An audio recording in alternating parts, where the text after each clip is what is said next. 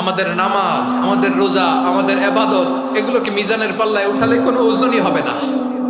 তবে আমাদের একটা কৌশল জানা আছে, আমরা আল্লাহর রহমতের ভিখারি। আমরা সেদিন আগেই গুনার স্বীকৃতি দিয়ে দেব।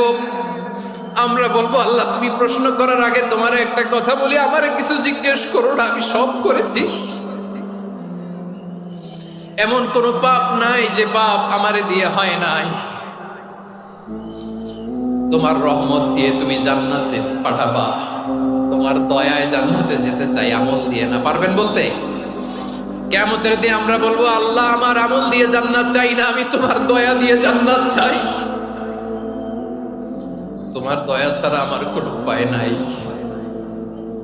কারণ আল্লাহ যদি বিচার করে, বাঁচার কারো উপায় নাই। আল্লাহ যদি বলে ফেলেন তুই এটা করলি কেন, ওখানে গেলি কেন, কোরআনে 1000 বার নিষেধ করলাম তারপরেও এই পাপে জড়ালি কেন, এরকম প্রশ্ন ছুড়ে দিলে আমার উত্তর আছে? বাঁচার কোনো উপায় আছে? রোজ হাসরে হে আল্লাহ আমার করোনা বিচার, আল্লাহ করোনা বিচার। বিচার চাহি না তব দয়া চাই, এ গুনাহগার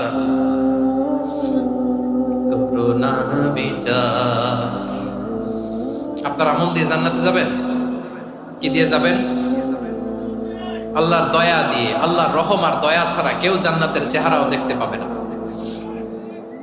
আমার প্রিয় ভাইরা, এই দোয়া আল্লাহর কাছে পছন্দনীয় হওয়ার কারণ 3টা। দোয়ার প্রথম অংশে আছে তাওহীদ, আল্লাহর একত্ববাদের ঘোষণা। এই দোয়ার দ্বিতীয় অংশ আছে তাসবিহ, আল্লাহর প্রশংসা সূচক বাণী। এই দোয়ার 3 নাম্বার অংশ পাপের স্বীকৃতি।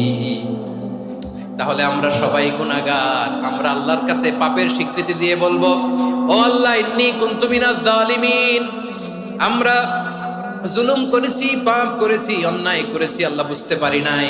শয়তানের ওয়াসওয়াসায় পড়ে, বন্ধুর পাল্লায় পড়ে, নফসের খায়েশ মিটাতে যে আল্লাহ করে ফেলেছি। তুমি গুনাহ না মাফ না করলে আমাদের গুনাহ মাফ